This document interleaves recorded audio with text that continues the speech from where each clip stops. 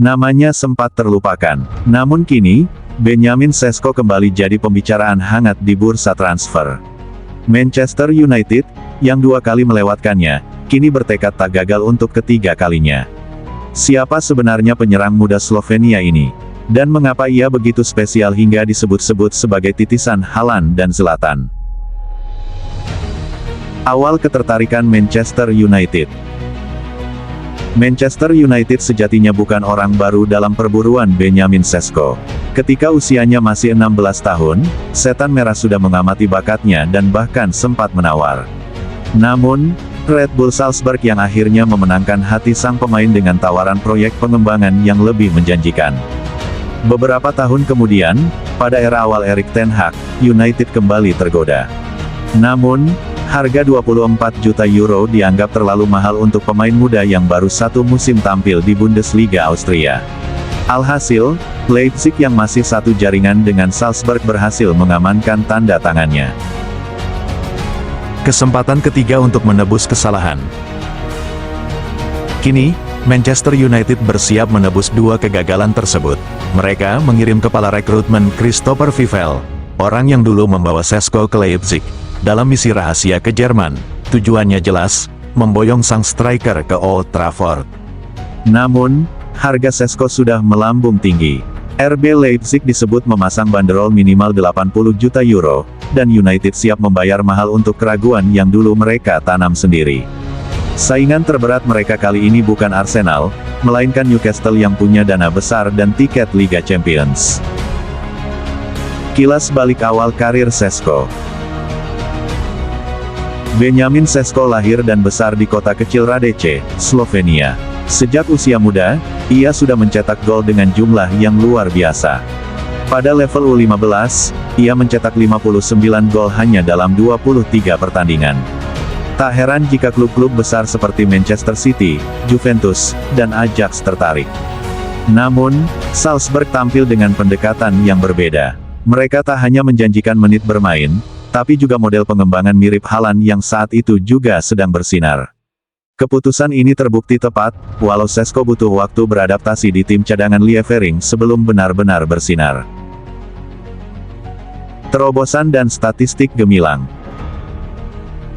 Setelah sempat kesulitan di musim pertamanya bersama Liefering, Sesko membalikkan keadaan dengan mencetak 21 gol di musim berikutnya. Di tahun 2021, ia debut untuk tim nasional Slovenia sehari setelah ulang tahunnya ke-18 dan mencetak gol pertama beberapa bulan kemudian. Di Salzburg, Sesko mencatatkan 16 gol dan 4 assist di musim terakhirnya sebelum pindah ke RB Leipzig. Meski musim debutnya di Bundesliga tak terlalu menonjol, ia bangkit di akhir musim dengan mencetak gol di 7 laga beruntun. Sebuah rekor untuk pemain muda di liga tersebut. Penampilan di Euro dan Bundesliga musim terakhir. Meski tampil luar biasa di level klub, penampilan Sesko di Euro 2024 bersama Slovenia kurang mengesankan. Ia gagal mencetak gol dalam 4 laga dan menyia-nyiakan 2 peluang emas saat melawan Portugal di babak 16 besar. Slovenia pun tersingkir lewat adu penalti. Di level klub, Sesko tetap mencuri perhatian. Ia mencetak gol-gol penting, termasuk gol indah dari luar kotak penalti saat melawan Bayer dan asis krusial saat mengalahkan Leverkusen. Namun secara total, produktivitasnya sedikit menurun dari musim sebelumnya, 13 gol dari lebih banyak pertandingan. Kelebihan dan kekurangan Sesko. Dengan tinggi 193 cm, Sesko punya postur ideal untuk striker. Ia juga sangat cepat. Bahkan catatan sprintnya sempat disamakan dengan Kylian Mbappe. Kombinasi kecepatan, kekuatan, dan teknik membuatnya menjadi striker yang sangat sulit dijaga. Namun, ada kekurangan yang belum bisa diabaikan. Ia belum seproduktif striker top Eropa lainnya dan kadang membuang peluang emas. Ia lebih terlihat sebagai proyek masa depan, ketimbang mesin gol siap pakai. Inilah alasan kenapa beberapa klub, termasuk Arsenal, ragu menginvestasikan dana besar. Perbandingan dengan Haaland dan idola Zlatan.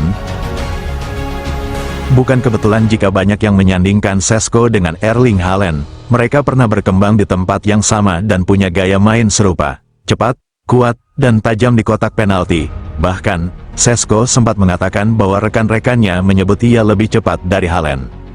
Menariknya, Šeško justru mengidolakan Zlatan Ibrahimovic. Ia kagum pada gaya bermain Zlatan yang bebas, percaya diri, dan penuh hiburan. Mentalitas ini pula yang coba ia bawa dalam karirnya. Ia ingin menjadi striker yang bukan hanya mencetak gol, tapi juga membuat penonton terpukau. Apa yang akan terjadi jika gabung United? Jika Šeško resmi bergabung dengan Manchester United, maka ia hampir pasti jadi pilihan utama di lini depan, menggantikan peran Rasmus Højlund yang gagal bersinar. Namun ia tak sendiri. Bersama Bryan Mbeumo dan Matheus Cunha, Šeško akan membentuk trisula baru yang menjadi fondasi serangan United. Meski tekanan di Old Trafford akan luar biasa besar, perannya kali ini tak akan seberat Haaland musim lalu.